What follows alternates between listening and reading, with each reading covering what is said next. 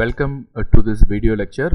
போன கிளாஸில் வந்து நம்ம என்ன பார்த்தோம்னா income statement analysis, balance sheet analysis பற்றி பார்த்தோம். ஸோ இன்னைக்கு வீடியோ லெக்சரில் என்ன பார்க்க போகிறோன்னா கேஷ் ஃப்ளோ ஸ்டேட்மெண்ட் பற்றி தான் பார்க்க போகிறோம். கேஷ் ஃப்ளோ ஸ்டேட்மெண்ட் அப்படின்றது வந்து இது ஒரு ஸ்டேட்மெண்ட் ஃபைனல் அக்கௌண்ட்ஸில் வந்து வர one of the statement. So எதுக்காக இந்த கேஷ் ஃப்ளோ ஸ்டேட்மெண்ட் வந்து செப்பரேட்டாக ப்ரிப்பேர் பண்ணுறாங்க அப்படின்னா ஆக்சுவல் கேஷ் ஃப்ளோ எவ்வளவு இருக்குது அப்படின்றத பார்க்கணும். ஏன்னா ரெவென்யூ அண்ட் எக்ஸ்பென்சஸை பொறுத்த வரைக்கும் கேஷ் அண்ட் நான் கேஷ், அதாவது கேஷ் சேலும் இருக்கும், கிரெடிட் சேலும் இருக்கும், ரெண்டுமே இருக்கும். எக்ஸ்பென்சஸும் கேஷ் எக்ஸ்பென்சஸ் இருக்கும், அதாவது லைக் ரிசீவபிள் இந்த மாதிரி இருக்கிற சில இது வந்து இதில் இருக்கும். அதாவது டெப்ரிசியேஷன் இதெல்லாம் வந்து என்ன சொல்கிறதுனா ஆக்சுவலான எக்ஸ்பென்சஸ் கிடையாது. ஸோ இதெல்லாம் வந்து ஒரு மாதிரியான ஃபிக்ஷனல் எக்ஸ்பென்சஸில் வரும். ஸோ அதுக்கு வந்து ஆக்சுவல் மணி வேல்யூ கிடையாது. பட் ஆனால் நமக்கு வந்து என்ன தேவை அப்படின்னா வந்து ஆக்சுவலான கேஷ் எவ்வளவு வந்து ஃப்ளோ ஆகிருக்கு, எவ்வளவு இன்ஃப்ளோ ஆகிருக்கு, எவ்வளவு அவுட்ஃப்ளோ ஆகிருக்கு அப்படின்றத வந்து நம்ம கேல்குலேட் பண்ணணும். ஸோ அதுக்காக தான் இந்த கேஷ் ஃப்ளோ ஸ்டேட்மெண்ட்டை ப்ரிப்பேர் பண்ணுறோம். ஸோ கேஷ் ஃப்ளோ ஸ்டேட்மெண்ட்டை பொறுத்த வரைக்கும் ரெண்டு காலம் இருக்கும். ஒன்று வந்து கேஷ் இன்ஃப்ளோ, இன்னொன்று வந்து cash outflow. Okay, cash inflow பொறுத்த வரைக்குமே வந்து அவுட்ஃப்ளோ இன்ஃப்ளோ ரெண்டுமே வந்து 3 ஆக்டிவிட்டீஸை வச்சு கேஷ் அவுட்ஃப்ளோ இன்ஃப்ளோ வந்து கேல்குலேட் பண்ணுவோம். ஒன்று வந்து ஆப்ரேஷனல் ஆக்டிவிட்டீஸ்.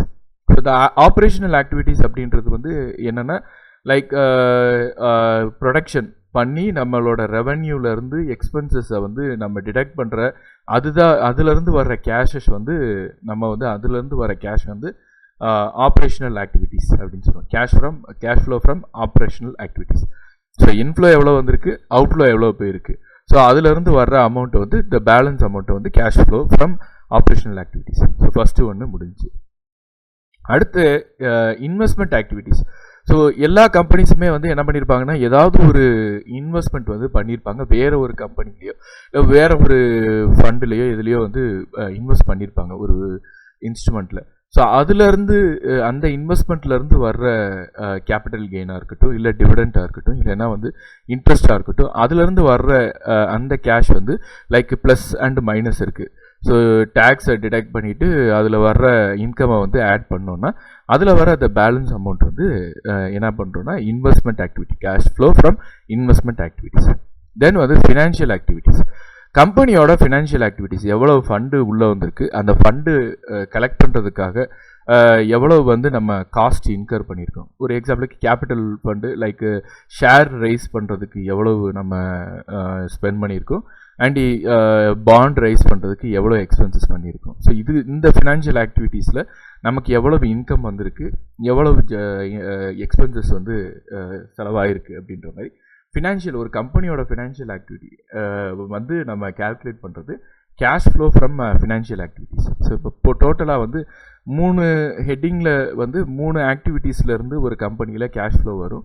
இந்த 3 கேஷ் ஃப்ளோவையும் நம்ம ஆட் பண்ணோம் அப்படின்னா வந்து நமக்கு டோட்டல் கேஷ் ஃப்ளோ கிடச்சிரும். ஸோ இந்த டோட்டல் கேஷ் ஃப்ளோ எப்பயுமே வந்து இயர் ஆன் இயர் பாசிட்டிவாக மெயின்டைன் ஆகிட்டே இருக்கணும். நம்ம ஏற்கனவே பார்த்த மாதிரி வந்து கேஷ் ஃப்ளோ அப்படின்றது ஒரு லிக்விடிட்டி.